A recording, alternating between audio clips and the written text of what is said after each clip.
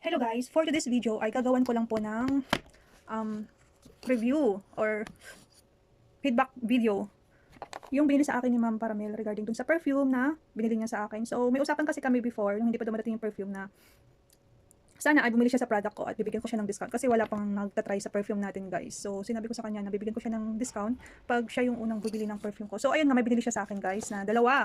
So yung isa na binili niya sa akin is Chanel number 5. At yung isa naman is Encanto Shine.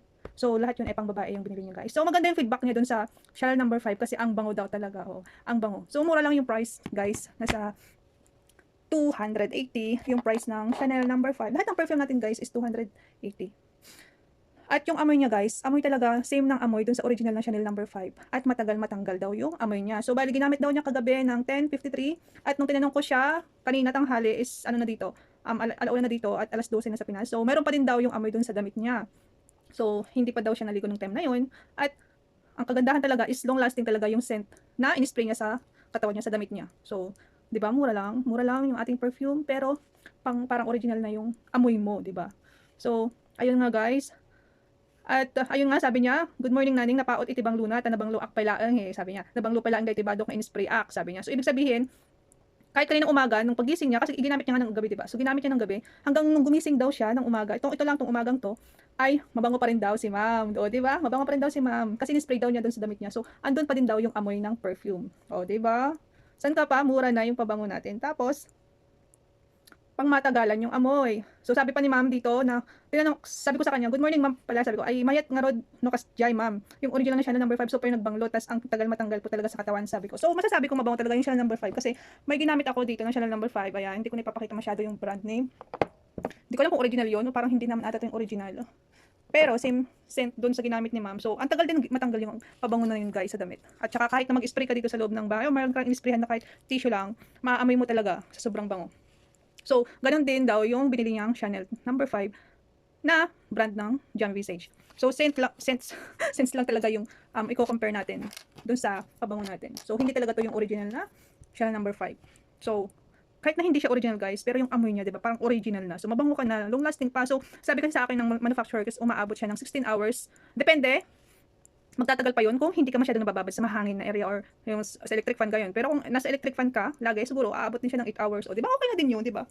Okay na rin yun. Pero sabi dito sa sinabi ni Ma'am Paramil is, halos umabot na ng 12 hours sa tulog siya guys. Di ba? Hindi lang 12 hours o 14 hours ganun. O hindi ko lang alam itong bago siya maligo, di ba? And then, yung isa pa niyang binili is yung Encanto Shine. Ayan, Encanto Shine. So, ito naman, base sa sinabi din ng kapatid ko is yung amoy niya is parang polvo na, alam niyo yung mga polvo na galing abroad. I'm not sure yung scent niya talaga kung anong exact na pabango to or amoy ng polvo to. Pero sabi ni Ma'am is mabango din daw siya. Mas milder yung amoy niya kaysa doon sa Chanel number 5. So hindi siya masangsang sa ilong.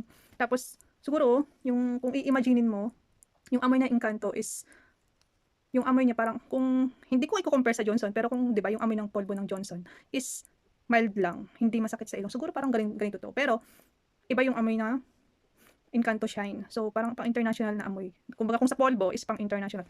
So yun lang. Hindi ko kasi masyadong ma-clarify kasi nga wala naman akong hawak na item. So ayun nga guys.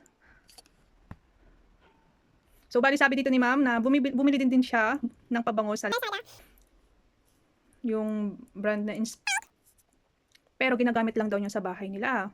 So hindi niya ginagamit pagka umaalis kasi mabilis, ilang oras lang daw is matatanggal na yung amoy. So ang nakakataba ng puso dito sa sinabi ni Ma'am is kapag aalis na daw siya, ang gagamitin niya ay yung perfume ko kasi nga matanggal yung amoy. O di ba?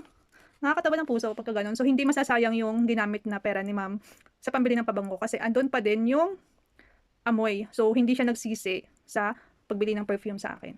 So itong bumili sa akin, itong customer ko na to, is teacher ko siya nung elementary ako. So, napaka sarap sa puso, sa feelings na pinagkakatiwalaan or pinagkatiwalaan niya yung brand ko.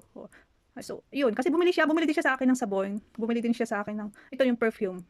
So, ayun, sarap lang sa feelings. So, yun lang guys. Yun lang yung masasabi ko sa perfume na binili sa akin ni Ma'am Paramel. So, Ma'am, kung mapapanood mo tong video ko na to, thank you so much po. Napakalaking bagay at tulong para sa akin yung binigay niyong magandang feedback sa aking perfume.